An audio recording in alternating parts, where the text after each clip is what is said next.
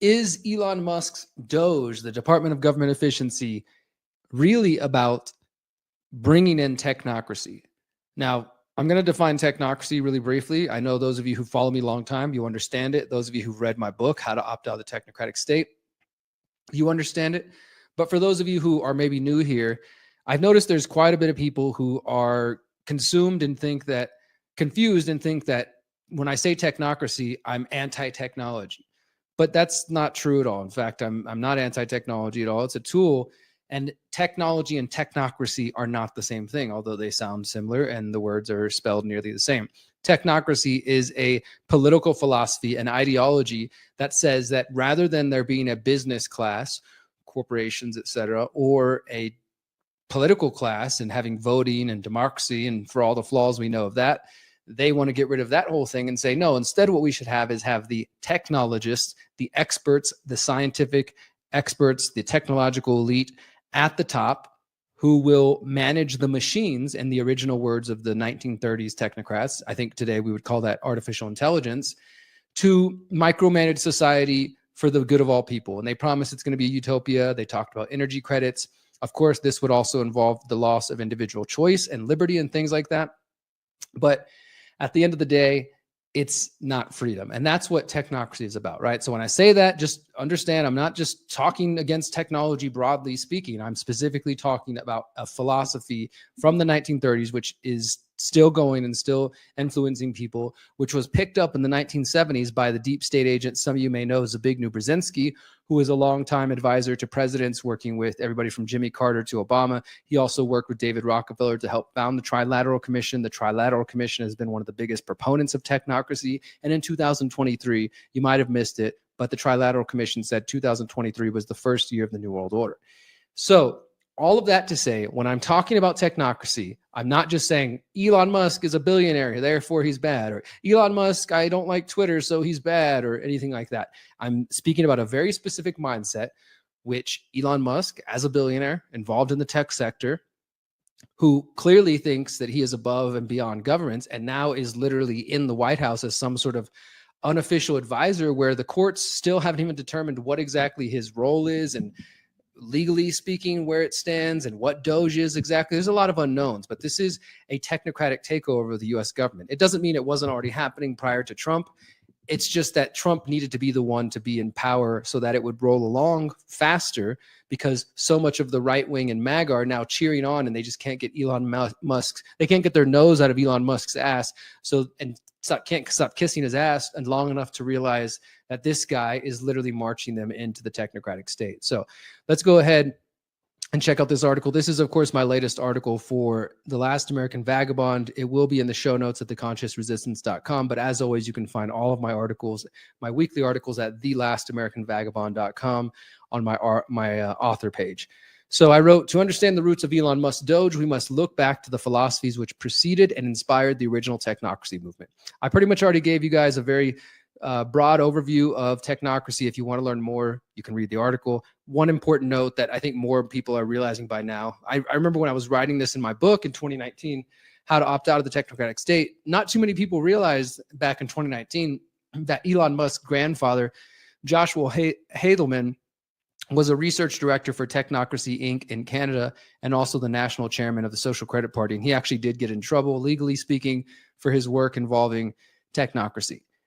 So that's just one little finer point. But as I already outlined, technocracy, will skip ahead a little bit. I also mentioned Zbigniew Brzezinski.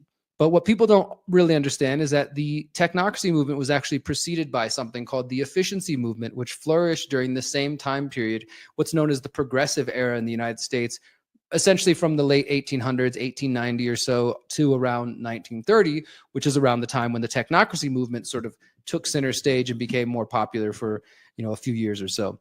This efficiency movement said that its goal was to identify and eliminate waste in all areas of the economy and society, and to develop and implement best practices. In fact, from what I was reading, the efficiency movement kind of even created that term best practices. Maybe this other guy named Taylor we're about to talk about, but between the efficiency movement and Taylorism, best practices, as well as other terms that are kind of common in management theory and philosophy, have stuck. So this is not just some random movement from 100 years ago that came and went and had no influence, as you're about to see. Proponents of this movement argued that inefficiencies could be identified and fixed by experts. Supporters of this movement included Andrew Carnegie, John D. Rockefeller, and John D. Rockefeller Jr. I found this book called Bureaus of Efficiency. I never even knew about this till I dove into this research. I always love learning new things, and it's cool whenever I have an idea for an article like, hey, I think I can make a connection between DOGE, the efficiency movement, and technocracy. But then as I got in there, I'm like, holy crap, this is even deeper than I realized. And so I'm glad I did go down this rabbit hole. The book Bureaus of Efficiency, Reforming Local Government in the Progressive Era shows how attempts at government reform led to calls for the creation of a, quote, permanent administrative branch of government that would be divorced from politics. Now, doesn't that sound familiar to you guys? We might not think of DOGE as permanent yet because it's supposed to disappear in 2026, but somehow I have a feeling that might not be the case. But it said that the movement of efficiency, a movement called for a permanent administrative branch of government separate from politics. And that's kind of what DOGE is playing. Like I said, the court still can't define what exactly DOGE is. And when Elon and his team are sending letters to different politicians and offices, which I'm not standing by them and supporting them, I'm just saying this is a billionaire technocratic takeover. So the people are receiving letters saying, hey, email us back and justify your job, or you should leave, you're fired. And the people, the various employees of the government aren't even sure, like, is this legal? Am I supposed to listen to him? Technically, DOGE is like this, rebranding of a small kind of bureaucracy called the Digital Government Service, I think, really obscure office that most people didn't know about. That's what Trump's executive order turned into DOGE. So there's still a lot of people who don't even know what the heck this is. It is separate from the mainstream politics, from the mainstream government, but yet somehow the words that he's using and the orders he's barking out and his team are barking out are supposed to have weight. Under this model, politicians would continue to decide government policies, but a, quote, administrative cadre would implement the policies. This contributed to the rise of an academic discipline called public administration. The founders of this discipline sought to, quote, create at all levels of government a permanent, merit-based civil service system that would be beyond the reach of elected officials, that's what I'm describing right now, and would employ experts and technocrats to advise politicians of rational choices available to them. This is what this book about the efficiency movement is describing, or this book, and how that was these people's goal. Again, create a permanent merit-based civil service system beyond the reach of elected officials and employ experts and technocrats to advise politicians of, quote, rational choices available to them. In his 1998 biography of John D. Rockefeller Sr., author Ron Chernow wrote, "The progressives conjured up an antiseptic form of government in which decisions would be made rationally by scholars, scientists, and experts." And there does seem to be some connection between the Rockefellers and this movement. I couldn't find real hard connections. I did find a few things. Like, for example, after this movement started to get big, the public started to see the creation of nonprofit agencies, which were often labeled as municipal research bureaus. And in fact, in 1912, John D. Rockefeller Jr., I actually found an old newspaper article showing that he funded something called the New York City Bureau of Municipal Research, investigations into the New York City Police Department. They basically were saying, we're going to start putting out reports investigating how efficient all these different departments are. And at least one of those reports was funded by John D. Rockefeller Jr. But what most Americans don't know, and that I didn't know until I did this research, is that one branch of these so-called municipal research bureaus was known as bureaus of efficiency. That sounds familiar. The creation of these efficiency bureaus was a direct result of the growth of the efficiency movement itself. So this efficiency movement starts coming about.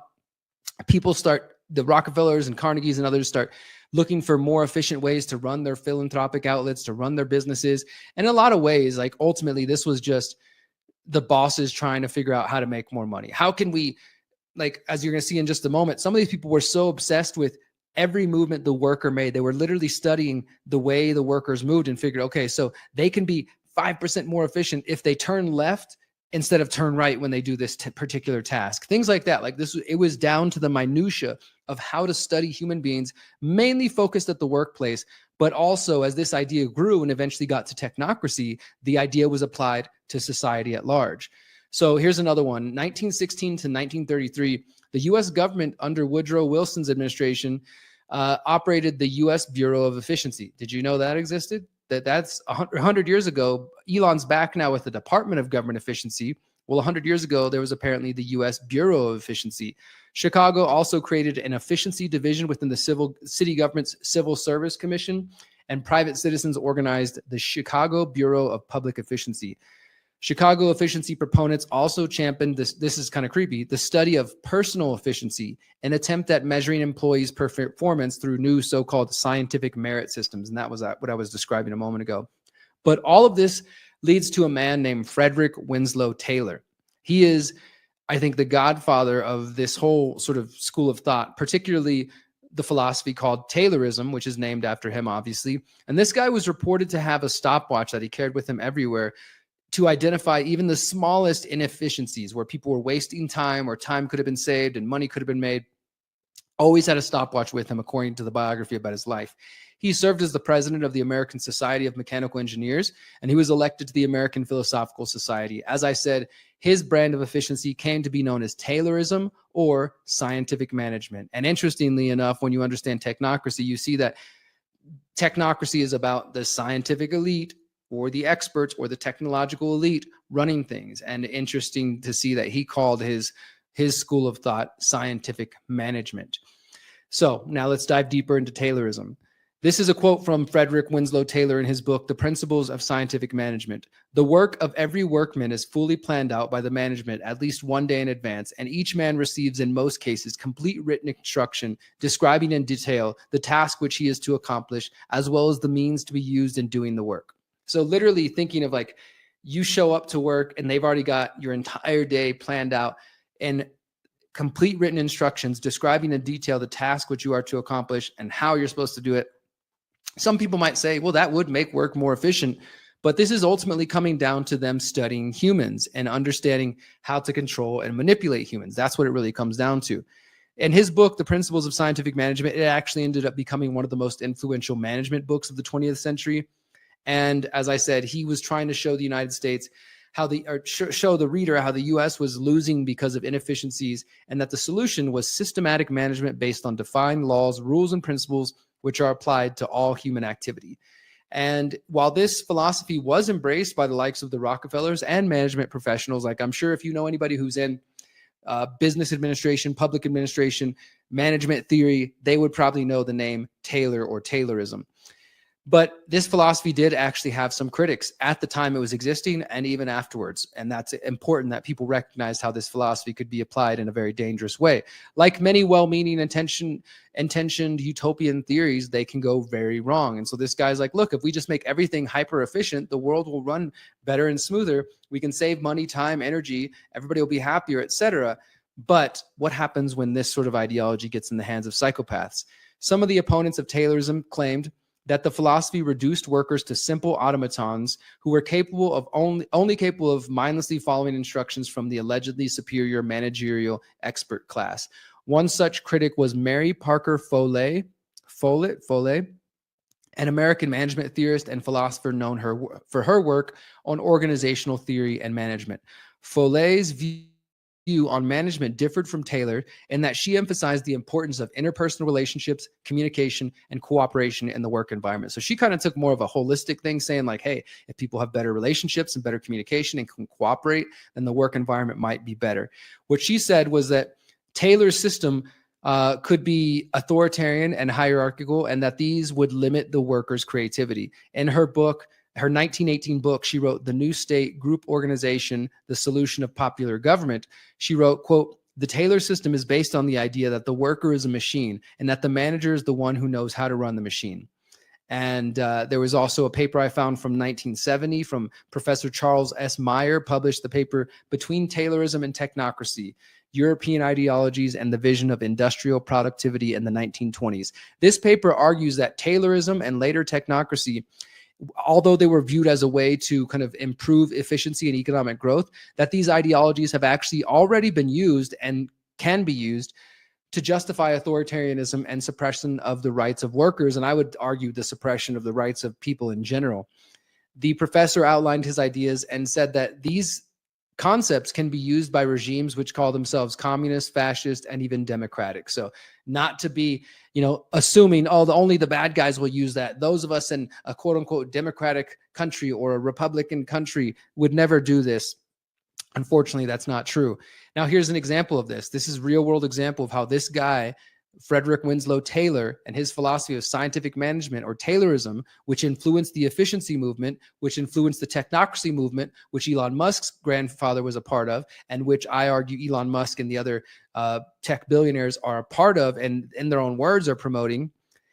This philosophy was actually employed and celebrated by the Bolsheviks, by the Russians, the communists, the revolution in 1918. Within 6 months of the 1917 October Revolution, Vladimir Lenin openly acknowledged Taylorism as an inspiration and potential method for reinforcing the Soviet government. He actually wrote about this in an essay called The Immediate Tasks of the Soviet Government, and he specifically mentions Taylorism as a model which his newly formed Soviet government should model themselves after. He said, quote, "We must organize in Russia the study and the teaching of the Taylor system and systematically try it out and adapt it to our purposes." So, I mean, I thought that was really interesting. So the communists themselves, the Bolshevik Revolution in Russia, at the very beginning, they were already looking to the Americas and looking to this man, Frederick Taylor, and saying, his ideas could really be applied to our philosophy. It was more that they didn't necessarily agree with everything he said, but they thought, oh, being more efficient, managing the worker, all this sort of stuff, we can apply this to our Soviets and to our twisted philosophy. And at the same time that Lenin was leading his Bolsheviks to victory and championing the cause of a socialist Taylorism, this philosophy was also influencing Germany in the pre-World War I and post-World War I, obviously on the way to Hitler's rise time period. And there's a book by Judith A. Merkel called Management and Ideology, The Legacy of the International Scientific Management Movement, where we learn how Taylorism actually influenced Germany before, during, and after World War I. This book tells this interesting story. So apparently Taylor, Frederick Winslow Taylor, he worked at a company called Bethlehem Steel, and he was working on a number of different projects, cutting steel mainly. But again, his whole theory was like, how can I make this faster? How can I make this more efficient? So Taylor begins working at Bethlehem Steel in 1898. But then by 1900, he's conducting experiments on steel with a man named Monsell White. And then later that year, at the Paris exhibition of 1900, which is a very famous event, it's one of these world fairs. If you guys remember from back in the early 20th century, there was quite a few of these, the Chicago World Fair, etc. This was the Paris Exposition of 1900. So Taylor and his partner from American company Bethlehem Steel and his ideas about efficiency, which were still just brewing in his mind. He hadn't written his book yet, but he was starting to study these things. He goes to the Paris Exposition, and guess who is there to see him? A number of German engineers. The German engineers are extremely excited and interested in his experiments.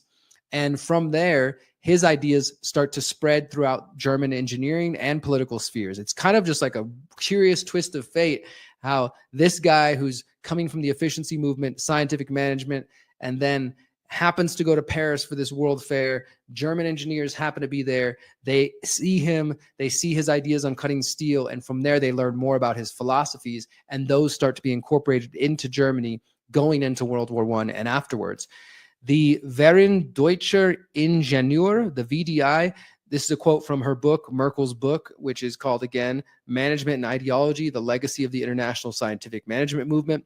The VDI maintained a central role in the introduction of scientific management reforms in Germany. It popularized Taylorism among the members of the engineer profession, founded organizations designed to promote efficiency in industry, and encouraged communication and exchange with the scientific movement in the United States. So there's like a direct connection. And as they said there, they start communicating with their sort of US counterparts. This is where the ideas of Taylorism, technocracy, and efficiency come into Germany and absolutely influence some of the leaders of Germany's, war front in World War I. And some could argue that that went on and continued to influence the Third Reich. Merkel also notes that the immediate effect of this technological exchange of knowledge between the US and Germany was that Taylor's works were translated into German for the industrial and technological audiences. So not only do they start talking about him, they translate all his books. And one of his books, Shop Management, was printed in numerous editions. And in 1913, only 3 years after his book was published in English, it was published in Germany with great interest. And the book also details how His ideas influenced the key engineers and economists within the German Empire, including Richard von Moellendorff, who would become, quote, one of the architects of Germany's wartime planning system and an advocate of a state-run economy using Taylor's scientific management. And so she concludes here, thus, from the lesser figures in the history of corporatism, such as Goethe Briefs, to the great advocates of post-World War I Planwirtschaft, such as Walter Rathenau or Richard von Moellendorff, the example and teachings of scientific management can be shown to have been a real and a lively force that gave new strength to the old German doctrine. Now, I hope I'm making sense, guys. I hope this is all computing for you guys. What I'm trying to show you here is that this philosophy of technocracy, which we know the historic technocracy movement started in the United States and Canada in the 1930s, but that's not really where it began. Like all philosophies, they sort of build on top of each other. They build on people before them. It's a common thing, right? So there is a thread I think we can trace that goes from the technocracy movement and includes people like Elon Musk's grandfather. And then in the 1970s, Zbigniew Brzezinski writing about the technotronic era and the Trilateral Commission, all the sort of groups we know about today that are pushing technocracy from the right and the left. But you go back before the technocracy movement in the 1930s, and you get the efficiency movement. You get bureaus of efficiency. You get a government department talking about efficiency from 1916 to 1930, 100 years ago. And then you go to what inspired some of those people, and it's a man named Frederick Winslow Taylor, whose ideas on scientific management of how to be as efficient as possible in the workplace, but also with human activity in general, specifically inspired the Bolshevik communists and Germany during wartime, during World War I. That is, to me, I was like, wow, there really is a thread there. Now, I've got criticism from this article from the Elon lovers who said, oh, come on, Derrick, you're trying to just guilt by association just because this thing, blah, blah, or just because they had some departments 100 years ago called bureaus of efficiency talking about how to micromanage human beings. That doesn't mean Elon Musk's Department of Government Efficiency is the same thing. And you're right, it isn't inherently the same thing. But let's look at Elon's behavior. That's where we're going to wrap up this story here. Let's look at what he's actually advocating. What does he talk about? What does he stand for? Elon Musk has embraced the technocratic philosophy that says engineers, scientists, and technological experts should impact and eventually manage society by becoming stronger and more influential than government and private business altogether. What Musk and his fellow technocrats seek is to dismantle traditional government structures and merge the remaining pieces with their corporate oligarchy. We know that the technocrats have been influenced by the ideals of Curtis Yarvin and the Dark Enlightenment, which I covered on last week's show, or the week before, I believe. You can find that at our website. You can also find my articles about that when you learn about the men who influenced Peter Thiel and some of the other technocrats. And these are just hacks. These are just nerds who yearn for the days when, in their own words, a national CEO can run the country like a monarchy. That's literally what the people, along with Peter Thiel and others, are advocating for. But to do this, first they have to convince you, Joe and Jane public, that their efforts at efficiency are simply aimed at revealing waste and bringing corruption to light. And this is where people like to talk shit to me and say, oh, what, Derrick, are you against shrinking the government? Are you against exposing corruption? Of course not. Let's expose it all. Let's bring everything out. But recognize that what you're witnessing is a dismantling of the government, not so we can get to some conservative, dream of small, limited government, or some libertarian or anarchist dream of little to no government at all. That's not what they're doing. These are not anarchists. These are not libertarians. They're not even conservatives. They're not even small government people. Trump and his team have proven time and time again, they'll use government if it serves their needs. And they have no principles, no consistency. So what we're witnessing is not about making government more efficient and smaller. It's a deconstructing of the government itself to remake it into a technocracy. And where the original technocrats aim to centrally plan and manage society with the machines, the modern technocrats aim to do the same with artificial intelligence. A quick search, and this was just a couple days ago. You can search this now, and I'm sure you'll find more. But a quick search of DOGE and AI showed the following headlines. Elon Musk's DOGE is feeding sensitive federal data into AI to target cuts. DOGE will use AI to assess the responses from federal workers who were told to justify their jobs via email. DOGE's plan to replace humans with AI are already underway. Democrats demand answers on DOGE's use of AI. Elon Musk wants to use AI to run U.S. government, but experts say it's a very bad idea. Now, you can go through and read all those, and I'm sure Trump supporters, Musk supporters will say, that's just left-wing propaganda. You must have voted for Kamala Harris, blah, blah, blah, whatever. But the facts are there, my friends. we already can see that Elon is starting to use AI to decide which employees he should fire, starting to automate certain human tasks with AI chatbots, and is considering even handing over even more tasks that humans typically would do to this rapidly advancing technology. Now, some of you could argue, well, that's just how things are going to go, Derrick. AI is going to improve our lives, and there will be some people who lose jobs. And I agree with you. That is absolutely going to happen. But we don't need a billionaire who also happens to be invested in AI and who has his own Grok AI via Twitter X to be the one running the show. And also, maybe some of us don't think that AI should be involved in every aspect of our lives, but I guess we're not being a voice. We know that the Trump administration is testing a chat bot with 1,500 federal employees, which they said they might make it even more employees by this coming week. According to this report I found, Thomas Shedd, who's a former Tesla engineer and now a director of the Technology Transformation Services within the GSA, which is the agency testing out the chatbot, he said in a recent meeting that decreasing the size of the federal government presents, quote, a huge opportunity for technology and automation to come in full force. They want an AI government. This should come as no surprise, because if you've been paying attention to the recent deportation situation with the students that are, at risk of being deported for protesting Israel, apparently the Trump administration is already using an AI, what they call catch and revoke program, to determine which pro-Palestine, or as they call it, pro-Hamas student protesters to expel from the United States. So think about how scary that is. An AI catch and revoke program might already be in charge of deciding who gets to stay here and who leaves. And this is sort of coincidental when you recognize that the World Economic Forum, do you guys know this? They launched what they call the AI Governance Alliance in June 2023 with the goal of establishing global best practices AI governance. And you can find this on their website, AI Governance Alliance. We are transforming how artificial intelligence shapes our world, committed to fostering inclusive, ethical, and sustainable AI. We are driving change across industries. And this was last May in 2024, they had their first big meeting in San Francisco with 118 leaders of public and private sectors, civil society, to advance the objectives of the AI Governance Alliance. This is just another example, my friends, of where Elon Musk and Peter Thiel and the so-called tech populists in Trump's second administration, where they are all calling for a world that is pretty close, if not the exact same, to what the UN World Economic Forum progressive cabal is calling for. I'm sure you guys have seen the memes out there. You got Klaus Schwab on one side saying mRNA vaccines, and people are like, no. Then it says brain chips, and people are like, no. And then it says AI governance, no. And then they saw Elon Musk doing the same thing, and you got the MAGA hats cheering it on, right? I mean, it's insane.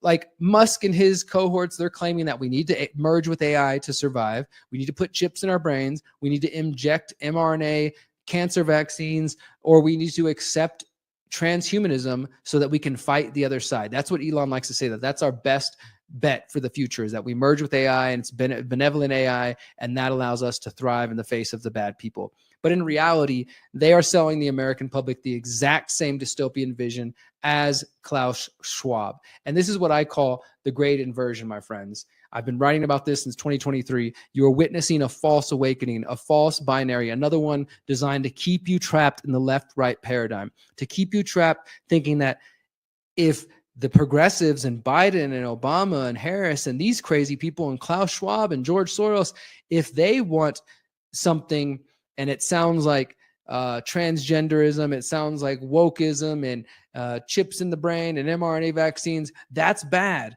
But if it's coming from Elon Musk, the good billionaire, and Donald Trump and Marco Rubio, the other, oh wait, I thought he was a neocon, I guess he's cool again, and JD Vance and all the Peter Thiel acolytes, and even though they're saying the same thing, it's different, guys. This is different. This is the tech populists, the tech bros. They're into crypto.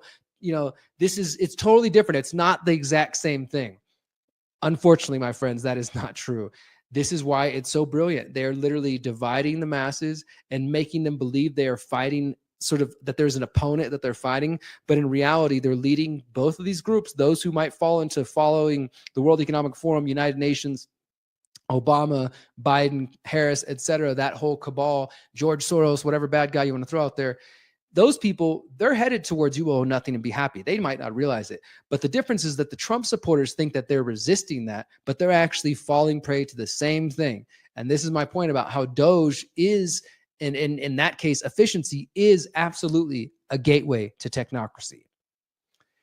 All right, I have a couple more stories I want to share with you on this Doge tip before we move on to the next story talking about Yemen and Israel, which is also extremely important. We're going to get into that. Again, this article that I was sharing with you is at The Last American Vagabond. You can find it there. I just published it this weekend. It's called Doge Is Efficiency a Gateway to Technocracy? And I think hopefully you guys got the picture by this point. But I want to touch base on the story I talked about last week about Doge. First, here's a new one I found called Who's Running the Doge Wrecking Machine? This is for the researchers in the room. The world's richest man or a little-known bureaucrat? Insiders tell ProPublica that Amy Gleason is only in charge on paper, while Musk's top lieutenants really run Doge. One person who hasn't been in meetings with Gleason described her as having little to no actual decision-making responsibility. So for those of you who don't know, Amy Gleason is the woman that technically, according to the papers, she's the one who is the Doge acting administrator since nearly day one. But ProPublica says she does not appear to be running the budget slashing group. According to interviews with 6 current and former government officials, all spoke on the condition of anonymity for fear of losing their jobs. This is just, I'm just dropping that piece out there for those who want to dive into who is Amy Gleason and who these other people are, because they do name a few names of people who work with Musk and who seem to really be doing the actual work here. And you can go into this and dive deeper into that. And that sort of picks up on a thread of these 2 articles that I talked about last week. This is from the New York Times, the people carrying out Musk's plan at Doge. And they did a great job here. You can see Amy Gleason, Elon Musk, Steve Davis is another important name to look into, Brad Smith. These are all the different staffers that have been identified that are involved in Doge. This is not doxing them. These are people who are literally making choices to fire Americans. And so we should know who they are, especially because Doge, as I said, is still kind of in this legal gray area where nobody even really knows if it's a real government agency or not. Many of these people are former employees or current employees of Tesla or Twitter and other companies associated with Musk's. And some of them are very young, like in their early 20s. They're just software engineers and coders who have a hard on for Elon and kiss his ass, and they'll do whatever he says. But and here's another one from Vanity Fair also. The woman who is not Musk is definitely 100% for sure running Doge hand to God. And, they're basically talking the same thing about Amy Gleason and same kind of issues. But what I was arguing last week when I was looking at this story is that I said, I bet if we just start to look into some of these names, and I haven't had the time to do it yet, but this is another research project for anybody who wants to take it up, to start looking into these names, to look into their history, look into their employment history, and to see how many of them have worked with Peter Thiel or connected to Peter Thiel. The Thiel connection is important, as I covered in my documentary, because he is a steering committee and member of the Bilderberg Group, because he is the co-founder of Palantir, which was honestly created by the CIA to be a private version of the post 9/11 total information awareness program. And I was just kind of guessing. I was like, I bet if we looked into these people, we'd find some Peter Thiel connections. Well, guess what? A couple days after I did that show last week, somebody sent me this article, which was published on March 7th. This is from Business Insider. Exclusive. We found a Doge guy at NASA because his Google Calendar was public. Okay, so they're kind of making fun of this guy. Like, okay, there's a Doge employee. He's apparently working at NASA, and he left his calendar public, and they were able to, find out about some of his meetings. That is what is important to me, because this is where we see the Peter Thiel connections. This person is Riley Sennett, 26 years old, listed as a senior advisor in an internal NASA directory. His name and involvement with Doge have not been previously reported. Like many other Doge workers, he deleted his LinkedIn and made his X account private.